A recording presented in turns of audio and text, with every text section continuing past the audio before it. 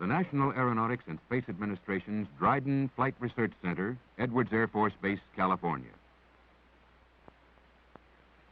NASA's program for research into supersonic flight began at Muroc, California in the spring of 1947 with the X-1 rocket airplane. Hypersonic flight research began with the X-15. A great deal of information was obtained in the high-speed, high-altitude, and short-duration flight envelope with the X-series research vehicles. Sustained supersonic flight research continued with the XB-70. Having exploited the potential of these vehicles, NASA required a more advanced flight platform. To fulfill this requirement, a joint United States Air Force-NASA program was initiated using the YF-12. This program would extend NASA's capability into sustained high-altitude, high-speed flight. NASA's use of the YF-12 sought to achieve many objectives. Some of the priority programs include investigation of predictive techniques in new design for structural, stability and control, and propulsion systems. When NASA received the YF-12, significant testing had been completed, providing a ready research platform. The YF-12 is a member of the triple-sonic Blackbird family, a product of the Lockheed California Company facility known as the Kelly-Johnson Skunk Works. The YF-12 was conceived as a high-altitude, high-speed interceptor. Its basic mission, maximum range intercept with an operational radius of over 1,000 nautical miles. The basic design concept was a low aspect ratio double delta wing with the propulsion system located in the flow field where base drag would be minimized. Extensive use was made of existing NASA wind tunnel facilities. Beside the usual lift, drag, and stability testing at low and high speed, transonic measurements were particularly critical. The thermodynamic and aerodynamic loads on a Mach 3 airplane are staggering. The operational temperature range for the YF-12 airframe would be from a minus 65 degrees Fahrenheit to a plus 800 degrees.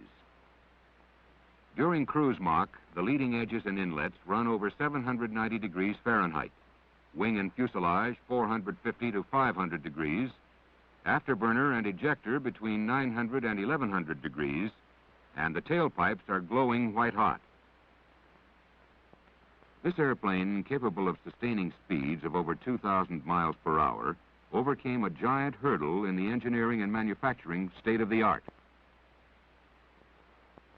Lockheed had been working with titanium on a research basis since 1949. An advanced alloy of this metal was selected to achieve the strength-weight ratios required in this hostile environment. Full-scale mock-ups and test rigs were used extensively. A four-body section was constructed and subjected to the heat and stresses to be encountered. From these tests, much was learned about hydrogen embrittlement, heat treat procedures, and forming methods. Test panels of the wing box were built and subjected to loads which would be encountered during typical flight maneuvers. Also, it was necessary to provide a means for the skin to expand with an increase in temperature and Mach number. This was accomplished by using cord-wise corrugation and special methods to attach the wing surface to the spars. A hot forging process is used to bend and shape titanium billets into structural segments of the airframe. Extremely high pressure and controlled environment are required to form the complex shapes.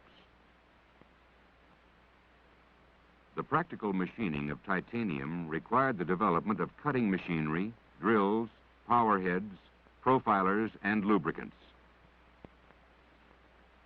The manufacturing of close-tolerance titanium sheet metal parts required a completely new process referred to as hot sizing. The hot press applies pressure to the parts, holding them at a constant temperature and pressure for the processing period. A comprehensive series of static and proof tests were conducted to substantiate structural integrity. 93% of the structural weight of the YF-12 is titanium.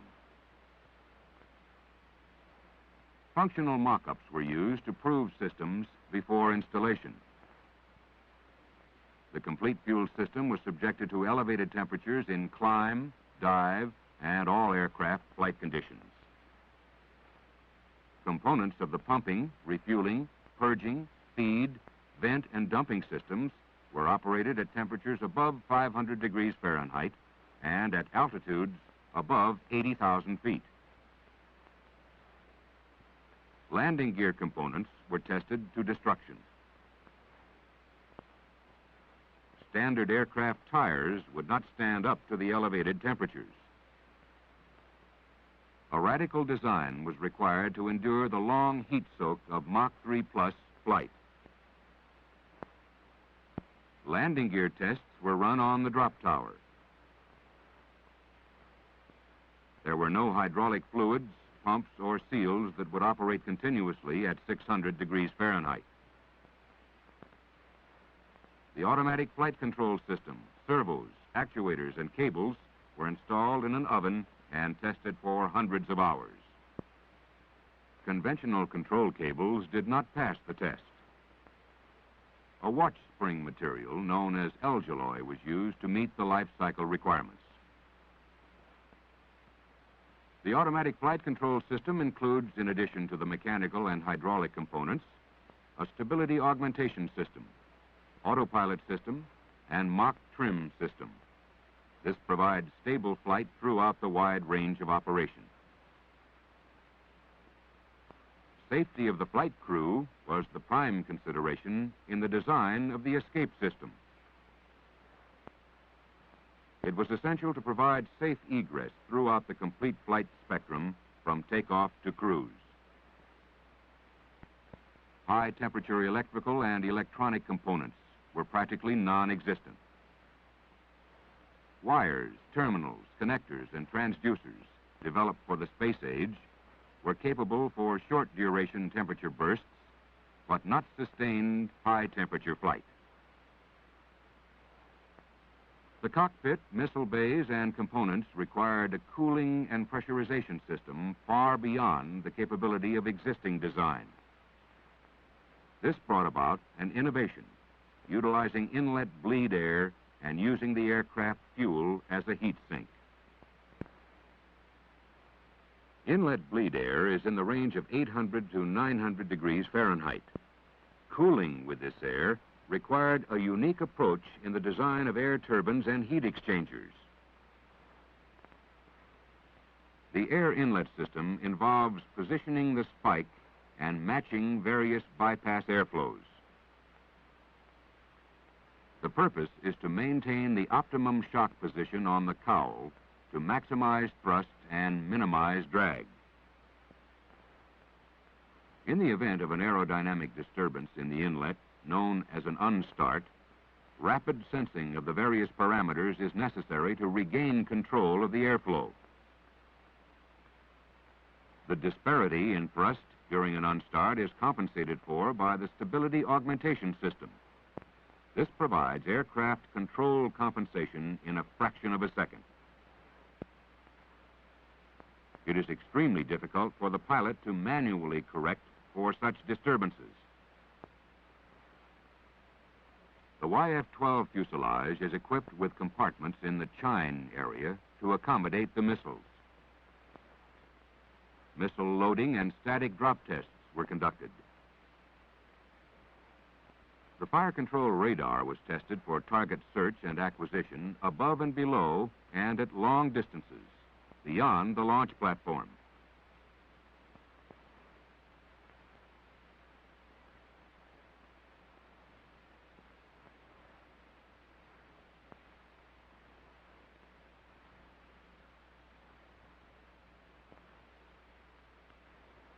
live missiles were launched against a variety of drone aircraft targets. Target interception and destruction was demonstrated.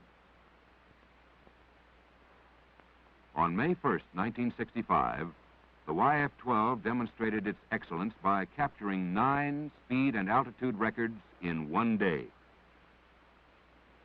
Kelly Johnson, Lockheed's senior vice president and chief engineer on the YF-12, has often said, everything on the Blackbird, from rivets and fluids up through materials and power plants, had to be invented from scratch.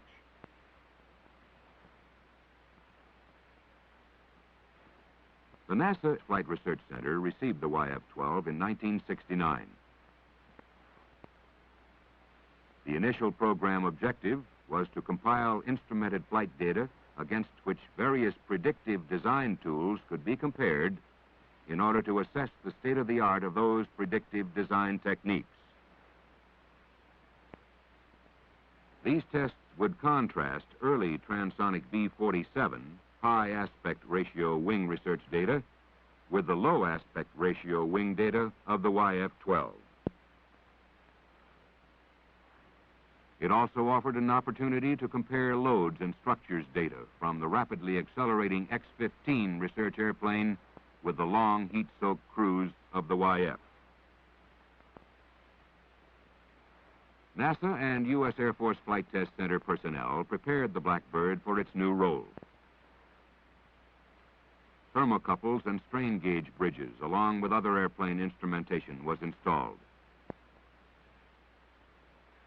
Point loads were applied to the airplane under ambient temperature conditions to calibrate the gauges.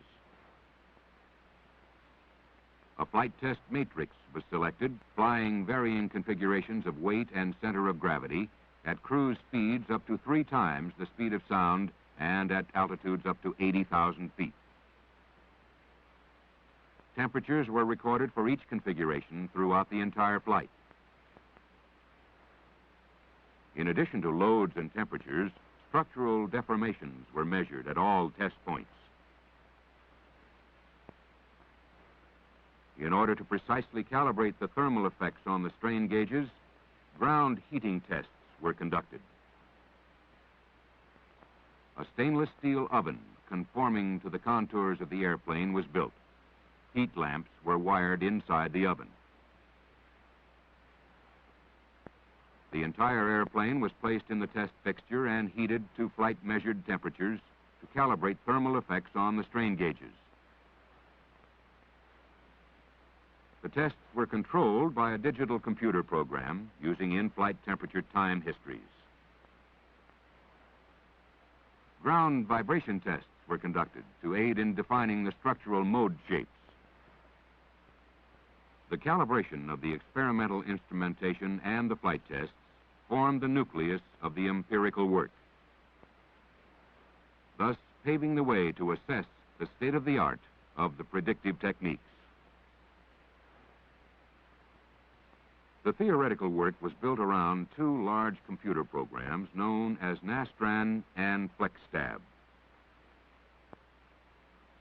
Nastran is a finite element program that predicts structural behavior. This program was developed as part of the NASA space program, and the YF-12 exercised its application to aircraft to the fullest. Utilizing nearly 8,000 degrees of freedom, it took several hours to compute the behavior at each desired condition. FlexStab modeled the YF-12 with some 350 equivalent panels and was used to predict the external aerodynamic loading on the airplane. FlexStab predictions were augmented with pressure distributions measured on a 1/12 scale model of the airplane. This structures research has been completed and reported to the industry at a classified symposium in June of 1974. This work provides an accurate design model for future aerospace vehicles. A current program directed by the NASA Langley Research Center will concentrate on the development of new lightweight structural materials and fabrication techniques. 2 new types of titanium panels have been fabricated, tested, and are acquiring service life history. One uses a weld-brazed process, and the other is of titanium honeycomb construction. A series of composite panels is under consideration. A boron aluminum honeycomb panel will soon be tested. One major objective of the panel program is the determination of realistic cost information for the fabrication techniques. One of the most important facets of NASA research is the Performance Propulsion Program. The theory in these disciplines is not as highly developed as in the structures area. Therefore, greater reliance is placed on wind tunnel testing. The inlet on the YF-12 is a vital element in providing efficient high Mach cruise performance. Air is compressed to 40 times ambient pressure as it slows from free stream velocities in excess of Mach 3.0 to Mach 0.3 at the engine face. A translating center body controls the shock waves for efficient deceleration of the inlet air. Bypass doors precisely match the inlet air to the engine face. Dynamic variations in airflow occur rapidly. Therefore, improper matching of airflow, even momentarily, builds pressure in the inlet and suddenly expels the shock waves, increasing drag drastically. This situation is referred to as an unstart. During an unstart, the airplane gyrates violently due to the aerodynamic disturbance surrounding the inlet. Full-scale inlet tests were performed in the NASA Lewis Research Center 10 by 10 tunnel. A 1/3 scale inlet model was fabricated and installed in the NASA Ames Research Center unitary wind tunnels. The model duplicated the full-scale inlet, but the tests stressed dynamic measurements. It was tested to speeds in excess of Mach 3. 3 YF-12 Pratt & Whitney J58 engines were operated in the high-altitude Lewis Research Center Propulsion Simulation Laboratory. Tests were run to calibrate engine airflow under varying simulated flight conditions. Engine products of combustion were also surveyed. The analysis of dynamic data is a relatively new art. The dynamic data analysis computing setup prepared by North American Rockwell for the B-1 airplane is being used to process the YF-12 dynamic inlet data. Ground-based as well as airborne photographs of the YF-12 exhaust wake have disclosed that long-term wake dissipation characteristics are not predictable with present theory. In addition, U-2 aircraft from the NASA Ames Research Center have probed the YF-12 near-term exhaust wake to make comparisons with the products of combustion as measured by Lewis Research Center.